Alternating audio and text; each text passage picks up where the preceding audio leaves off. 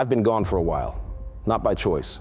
After I released the Elena Vargas files, they made sure I vanished, online and off.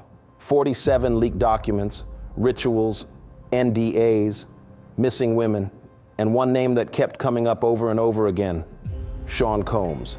Now he's on trial, and somehow I've been granted exclusive internal access. I didn't ask for it. I didn't pull strings. I just got a message. No number, no voice. One word, attend. So I did. And on day 6, everything changed. Nique walked in. No announcement, no camera crews. Just her in a black folder like it was holding a body. She wasn't there to testify. She was there to expose. And someone made damn sure I'd be sitting close enough to watch it all unfold. If you're new here, you're probably asking the same thing everyone else does. Who is Elena Vargas? And why did I vanish after exposing her story? Before the lawsuits, before the takedowns, I received a hard drive. No return address. Just a note that said, "You're not crazy, you're just early." Inside were 47 encrypted files, testimonies, recordings, redacted contracts, photos I wish I could unsee. Each file detailed a different layer of the music industry. Not the charts, not the drama, but the machinery underneath it all. Artists signed with blood, not ink. Rituals disguised as parties. Rooms with no cameras, only contracts. Executives who disappeared. Women silenced through settlements, or worse. Elena was just the beginning. A mid-tier PR rep who saw too much, stayed too long. She broke NDA to send me those files. By the time I traced her location, she was gone. No missing persons report, no obituary, just gone. I posted what I could. They took it down. I uploaded backups. They took those too. Then came the emails, the black cars, the burner calls, and then nothing. For 8 months, I went dark. Not because I gave up, but because I was being watched. Then last week, a call, no number. One word, attend. It came with a courthouse location and a press pass already approved in my name. The Diddy trial. I knew something was about to break. I just didn't know what. Most of the headlines talked lawsuits, settlements, damage control. But if you've been here long enough, you already know. This was never just about crime. It's about ritual. For 5 days, I watched from the outside, denied access, press credentials pending. The same way they always try to keep certain people out of certain rooms. But on day 6, that changed. An email, no header. One line, badge cleared. Courtroom 3B, be early. When I stepped into that building, I felt it in my chest. That same pressure I felt during the Elena files. Like something was about to snap loose. That kind of silence that isn't quiet, it's loaded. Like truth vibrating behind a wall just waiting to break through. The room was calm, but too calm. Like everyone was pretending they didn't feel it too. I didn't know what I was there to witness. But I knew something was coming. And then she walked in. She wasn't on the witness list. No press alert, no legal announcement. Nique walked into that courtroom like a storm wearing silk. Not angry, not performative, just still, focused, intentional. She carried a single folder, black, unlabeled. And when she opened it, the air in that courtroom shifted. I've seen artists panic when caught. I've seen execs run when exposed. But I've never seen what I saw in that room. People who knew exactly what she was about to say and were terrified she might actually say it. She took a breath. Then she reached for page 3 of the folder, a typed document, double-spaced, dated 2018. "This is a transcript of a private phone call I had with Tyler Perry," she said. "I didn't record it, but I wrote it down immediately after. Every word burned into my memory." She held it up. In the transcript, Tyler admits he blackballed her, not out of malice, but pressure. He said, "I know I was wrong. I knew it then, and I know it now. But I can't say it in public. You don't understand, Mo. It's not just about me. It's about the ones behind me." She asked, "Who's behind you?" He didn't answer. Instead, he said something else. Too many NDAs, too many careers tied together. You say one name, the whole tower falls. She paused, and then she said, I didn't call that a confession. I called it a warning. You could feel the room start to pull tighter, like it understood what was coming next. She placed the transcript on the evidence table and said, but that wasn't the beginning. That phone call just confirmed what I already knew. And then she told us about the party. In 2006, I was invited to an event hosted by Sean Combs. It was supposed to be private, intimate, all industry. She looked straight ahead, steady. You know how many of these events I've been to. I wasn't nervous until I got to the door. She said they took her phone at the entrance, made her sign an NDA, 6 pages. She flipped through the pages. Something in her gut said, not this time. She asked if she could look around before signing. They said yes. Inside, the lighting was low, not club lighting, candlelight. Software controlled, intentional. There was no music, she said. That was the first red flag, just whispers and silence. She described long hallways and side rooms, curtains instead of doors. She watched guests get led inside one by one. When they came back out, they didn't look right, glassy-eyed, off balance, distant. Someone tried to hand her a drink. She asked, "What is it?" The reply, "Just take it." She didn't. She said she felt like a fly walking into something sticky. The energy in that house, it wasn't a party. It was a ritual with good lighting. She turned around, left, didn't sign the NDA, didn't go upstairs. And that's when everything changed. By Monday, I got a call from my agent. 2 offers pulled. No explanation. By Wednesday, another project disappeared. By the end of that month, I was difficult, hostile, hard to work with. She said it didn't matter that I had Emmys or an Oscar. The word had already been passed around. You could see it on the jury's faces, the quiet realization that this wasn't just a career setback. This was erasure. Overnight, she said. That's how fast it happens. That's how fast they flip the switch on you. One day you're rising. The next day, your phone doesn't ring, and no one will tell you why. She folded the last page of the transcript and said, I used to think I was paranoid. I used to wonder if I'd imagined it. But when Tyler called me in 2018 and said those words, "You don't understand. It's about who's behind me," I realized I wasn't paranoid. I was just early. She said it without tears, without anger. She said it like someone who had already buried her grief and came here to deliver the truth anyway. Then she turned to the judge and said, "This is what the NDA was meant to hide." I've seen a lot of things in courtrooms, panic, lies, breakdowns, but I've never seen what I saw when Diddy realized who was on the stand. He didn't rage. He didn't interrupt. He just froze. And then, almost too slowly to notice, he turned his head toward his family seated behind him. There was no eye contact, just a quick glance, worried, not for them, but for himself. It hit me then. He wasn't prepared for this. He didn't expect her. Monique didn't walk in as a surprise witness. She walked in as a mirror, held up to every NDA, every party, every silence he thought would never echo. And in that moment, I couldn't stop staring at him because he looked familiar. And I don't mean in the celebrity sense.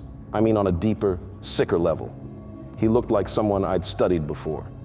Back when I was still unraveling Elena Vargas's files, the private jet manifests, the redacted guest lists, the photos from parties that never made the blogs. There were names, there were faces, and his was one of them.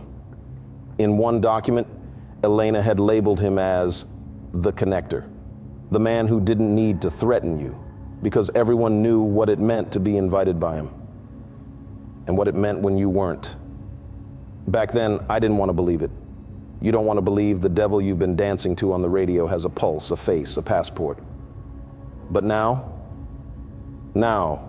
I was sitting 30 feet away from him, watching him breathe, watching him blink, watching him try to look unbothered, even as the courtroom closed in like a vice. And it hit me how free he still looked, even here, in court, even with the evidence mounting. Even after Monique's testimony sliced the room open like a scalpel, he still looked like the most powerful man in the room. That's when it turned. Something in him shifted. You could see it. The way he leaned back in his chair, hands folded too neatly, like he wasn't scared anymore, like something had awakened in him. Monique's words hadn't rattled him. They'd sparked him, some twisted form of defiance. Like watching her speak gave him permission to stop pretending he was innocent. And that's what made my stomach twist, because I remembered the parties. I remembered what Elena said when she showed me the transcripts from that compound in Calabasas. You'll know you're close to him when your instincts tell you to run, but your body doesn't move. She was right, because sitting there, I felt like I was inches from something wrong, not illegal, not immoral, just inhuman. And I couldn't shake the feeling that this wasn't a man on trial. This was a man who'd been summoned, dragged into the light for the first time in years. And even then, he didn't flinch. She didn't flinch either. If Diddy thought leaning back and playing calm would unnerve her, he miscalculated, because what Monique did next wasn't defiant. It wasn't emotional. It was precise. Like a surgeon cutting through scar tissue to reveal what's been rotting underneath, she opened the last tab in her folder, a thick stack of documents, not bound, not labeled, just raw, paper, ink, and evidence. She laid them out like artifacts, each page a wound, each word a body buried. Her voice didn't waver. This is what they didn't want writ into public record. She held up the first sheet, an email chain, public relations firms representing Tyler Perry and Sean Combs, dated late November, just days after Cassie Ventura filed her lawsuit. Subject line, narrative synchronization, Cassie and Monique containment. She didn't need to explain. The title said enough, but she read one line anyway.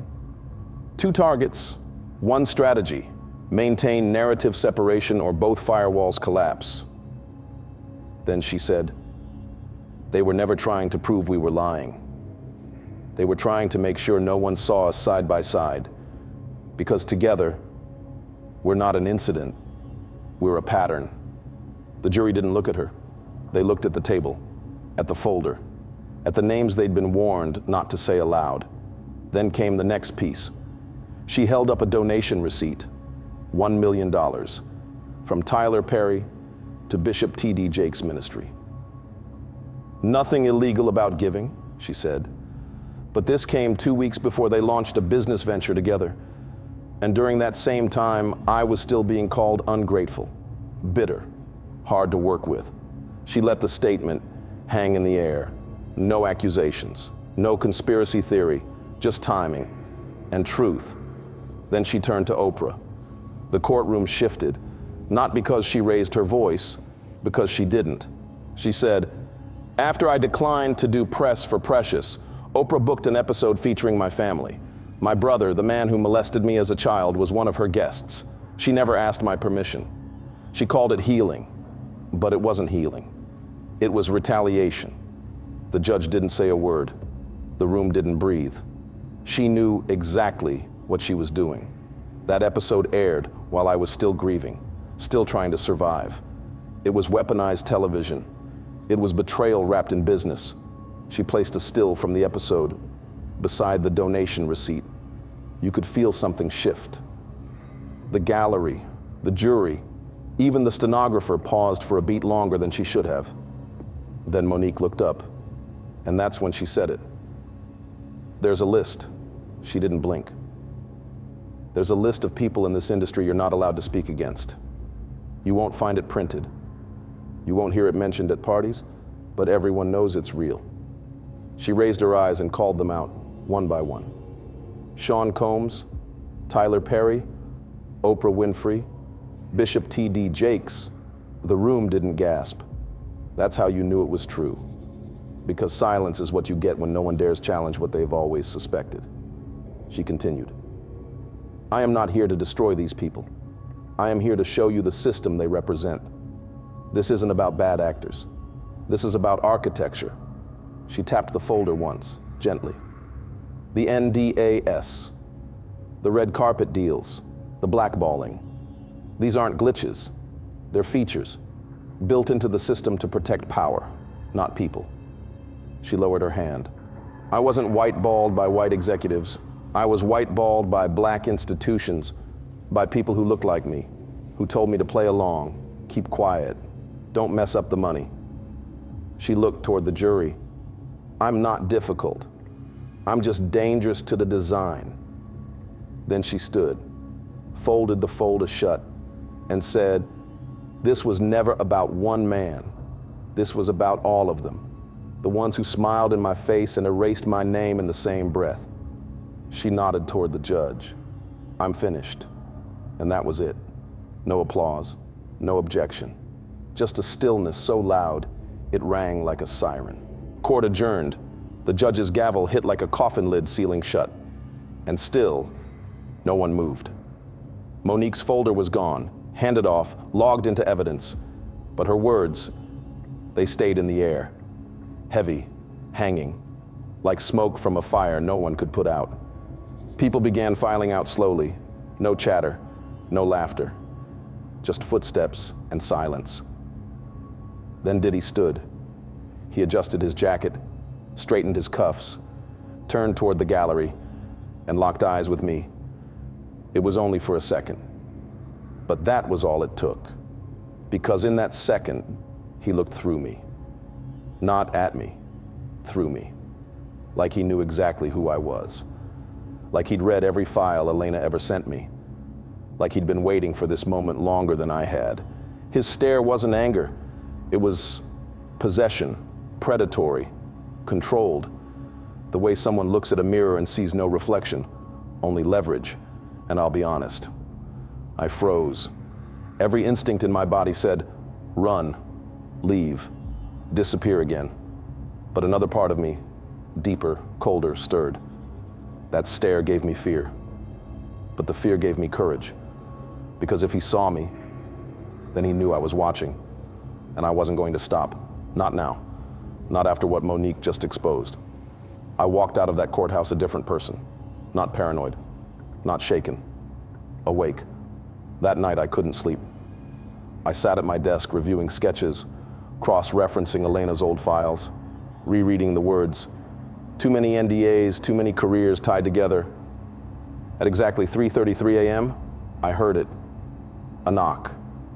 3 slow taps against the door. Not loud, not hurried, just precise. I stood up. My chest was tight. I moved toward the door, silently. Looked through the peephole. Empty hallway. But when I opened it, he was there. Not at my door. At the far end of the hall. Just standing. Diddy. In a white suit. Smiling. That same devilish grin I'd seen once on a party flyer from 2004. That same grin he gave Monique when she refused the drink. He didn't say anything. Didn't move. Just smiled. Like he was waiting. Like he'd already won. And then, the lights flickered. Not violently. Just enough to let me know. This wasn't my imagination. I blinked, and he was gone. No footsteps. No sound. Just gone. I sat back down, pressed record, and said the words I didn't know I was ready to say until that moment. Hollywood, the music industry, they've hidden behind NDAs, power brokers, and carefully managed PR for decades. But not anymore. This is no longer just a trial. This is something older, something rehearsed. A ritual, not for fame, not for profit. A ritual for the devil himself. A click, tape ends. Darkness. But this time it doesn't feel like silence. It feels like permission. Like someone or something finally looked back. And I'm not running anymore. I'm ready.